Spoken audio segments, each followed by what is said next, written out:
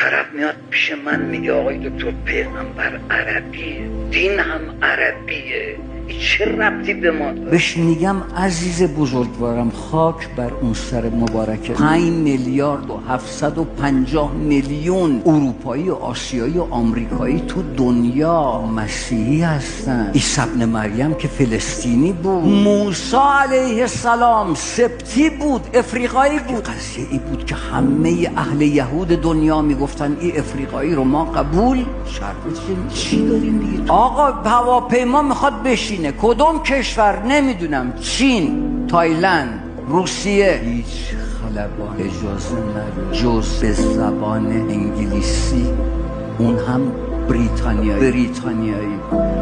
هر خلبانی در دنیا اجازه نداره یک کلمه حرف جز زبان انگلیسی بریتانیا